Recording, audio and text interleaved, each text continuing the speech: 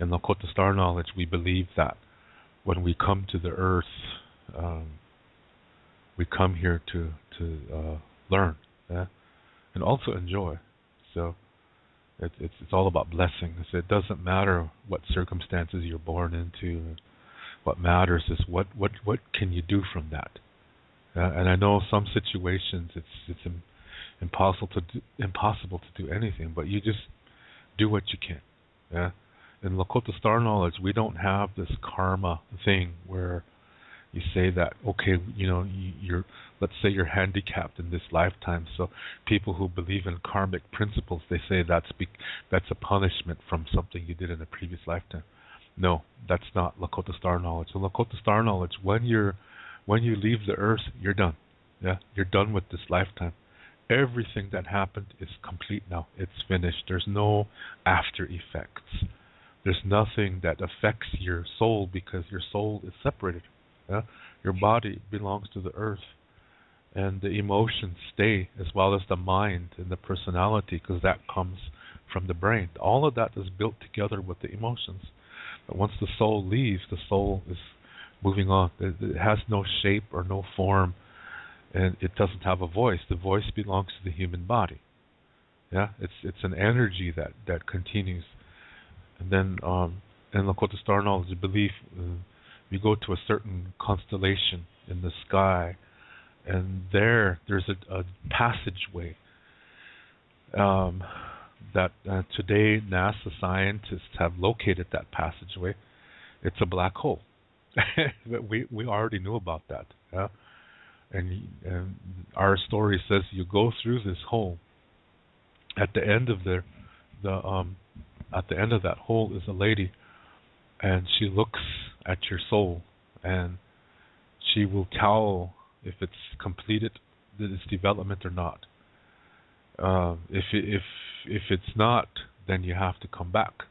Yeah. So then you come back the same way you came. Yeah. You come through that passageway again. You come back to that certain star constellation, and then you choose on the earth where you're going to be born. The next available candidate, you jump in there. Yeah. And you just make the best of your life as you can.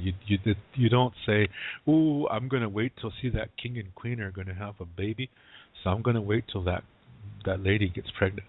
See, the soul doesn't see it like that. See, the riches do not, material wealth is not something the soul sees. What the soul is looking for is an opportunity to come to the earth, period. It doesn't see poverty or wealth. It doesn't see that. What it's looking for is a body to come into to experience again life on the earth, so it can develop. So it doesn't matter. Yeah. So you don't choose to be born an Indian just because it's a cool thing. Do you see what I mean? So you have to look at it from the soul's perspective and not your fantasy. That's what I'm saying.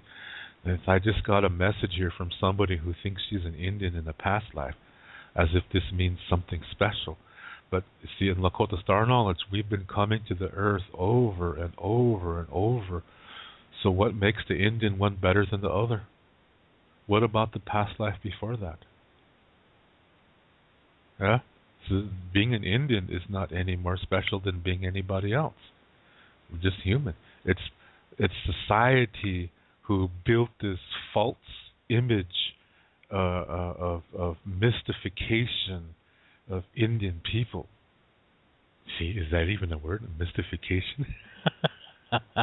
They really glorify us because of movies and fiction books and stuff like that. But we're human. We're just the same as everybody else. Yeah, we may have more of our cultural identity, but that's not the important part. What's important is our human identity, not our Lakota identity. Yeah. So this is why it's important to focus on the here and now, because Lakota Star Knowledge says the most important moment is the present moment, and that's right now. Yeah, this is what's more important than anything else. So you make the best of your life. Whatever situation you're in, you make the best of it. You don't need money to make the best of your situation. What you need is your willpower, your thinking, and how you do things, how you live your life, how you communicate, how you learn from difficulties, how you enjoy your blessings, yeah? How you ask for help, how you give help. All of these things play a role. Yeah, that's the most important thing. That's what the soul is concerned about. The soul doesn't give a shit if you're rich or poor, because these things don't mean anything to the soul. The soul doesn't give a shit if you're an Indian or a black guy. This doesn't matter to the soul. What matters is how you live. And that is done by communicating from your sacred center, as I explained earlier. That's what's important. So when the soul is coming to the earth, it's not coming to be an Indian. It's not coming to be anybody. It's coming to be human. Yeah. So this is what Lakota Star Knowledge teaches, and then as we make the best of our life, as we learn from difficulties, our soul develops. If we don't, then it doesn't develop. No big deal. Yeah, we just come back. You just keep coming back until it's complete. It doesn't matter, how many times you come back. What matters is that you develop. That's what matters. Some go faster than others. It's because they're able to. It doesn't mean they're better. Yeah, there's a really false concept that started here in Europe, where people use the medicine wheel. They use it to represent skins of people. They use it to represent races. It doesn't. Yeah, the 4 colors of the medicine wheel just represent those parts of the medicine wheel. It doesn't represent skin color. Absolutely not. So there's people who believe that. So, in some orders, the medicine wheel color begins with black, then white, then yellow, then red. So these people believe that first, when we come to the earth, we're born as black people, and we'll always be black people until we start to get smarter. Then we come back as white people, and then we have to keep trying to get smarter as we can. Then we come back as Asians. Then we keep trying to get smarter. Then we come back as Indians, and when we come back as an Indian, we're done. That's a false belief. That is total bullshit. Yeah, absolute bullshit. And that's even giving a bad name to bullshit, because bullshit is used to grow things, and this isn't. Yeah, this is total nonsense. Yeah, that is total ridiculous nonsense. It doesn't matter what you come back as, because all you gotta do is go look in the prisons, and look at some of these Indians who are in prisons. They're there for molesting children. They're there for molesting old women. Yeah, for raping old women, for killing people. That goes to show you we're just like everybody else. We have the same capacities to be healthy and unhealthy just like anybody else does. That means we're not any more better than any others. But it's the media who creates this fantasy that people buy into. And because Western society perpetuates low self-esteem, then people want to be something they're not. They want to be some kind of fantasy that's better than what they are. So then the media portrays Indians as these mystical beings, all flute players, running with wolves, and they think this is what they want to be, and then they think, oh, I think I was one in a past life, as if this means that they're supposed to be Indian in this life. See, that's focusing on the outside. That's not where the soul is. The soul is on the inside, and on the inside is no skin color. There is no such thing as a Lakota soul. It's just a soul. Yeah? So, But people have their fantasies, yeah, and it's hard to talk sense into them. It's hard to talk. It's hard to try to get them into reality because they don't um, they don't want to see it. They want their fantasies to be what's the word, validated, and that's duality. Needing somebody else to validate you and say, yes, you're special, you're better than others, you're supposed to be a shaman. You see what I mean? That's all coming from low self-esteem. That's not healthy. So I get emails like this every week.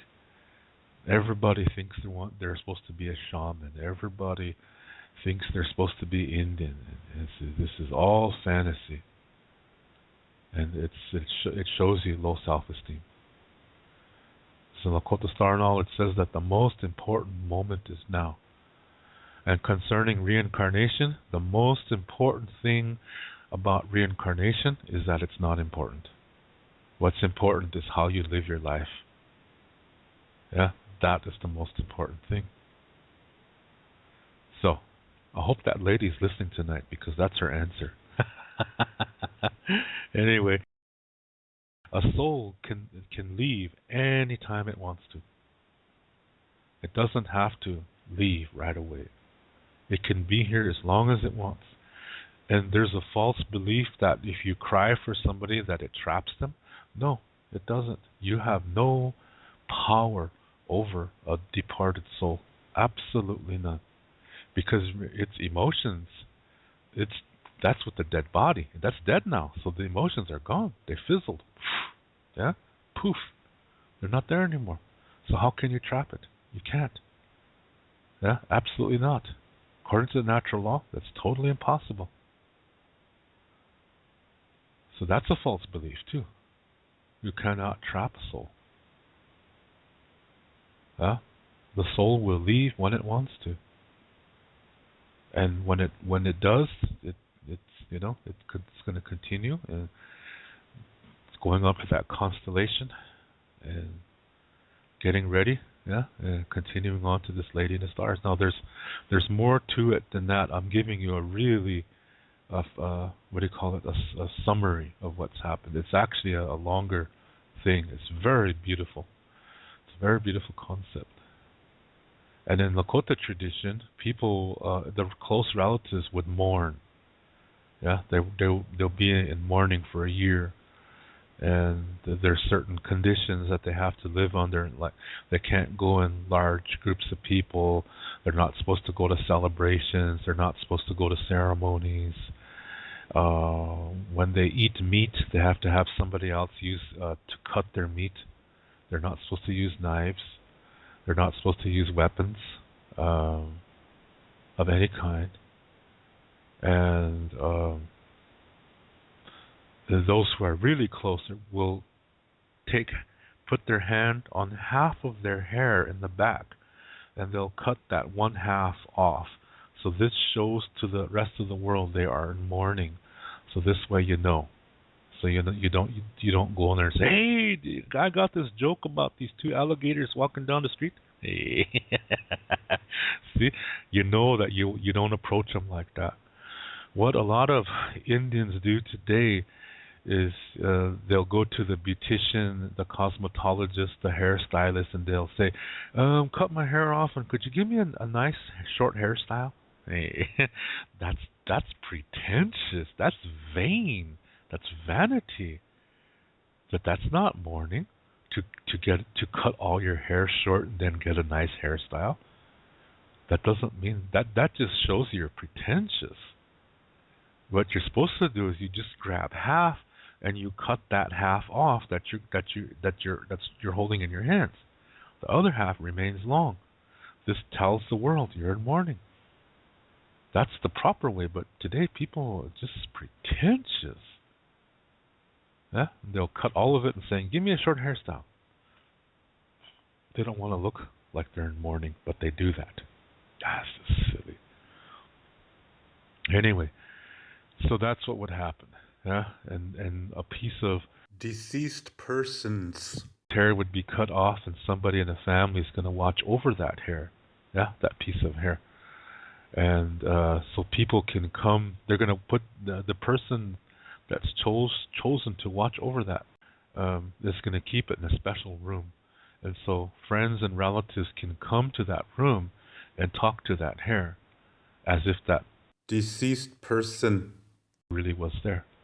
So people can come to peace with him. People can settle differences in this way. People can get used to living without him. Yeah. And see, hair has something called tu. This is a spiritual essence that's connected to the soul. So no matter where the soul is, yeah, you have a connection to the soul through his hair. That's why they do this. Then when the year of mourning is over, they do a ceremonial disposal of the hair. And then those who are in mourning, they take them to a location, and the other relatives assemble in a circle around them, and they bring some water, a cup, and a comb. So first they give them a cup of water to drink, and then with the rest of the water they get a rag and they wash their face, and then they get a comb and they put the comb in the water and they comb the person's hair back. Yeah. Now the Heyoka come in. These are people who do things in opposite. Yeah. They speak the opposite of what they mean. The simplest tasks, they make it really difficult. For example, sitting on a chair, they'll make it like pretend like that chair leg is a really giant leg, so they're trying to crawl up the chair leg like that, and it's just comical what happens. So they're doing this to cleanse the mourners now, yeah, to cleanse the grief away. And so now they start laughing. That laughter is cleansing them. It's medicating them. Now they're welcomed back into normal society. Now they can joke. Now they can cut their own meat with knives. Now they can go hunting. Now they can go to powwows and weddings and ceremonies. That was the original way. It's a beautiful way. We really should bring that back. And they say, okay, now life continues on. We'll remember him and honor him in our hearts. He's still alive. Do you see what I mean? That's a beautiful thing.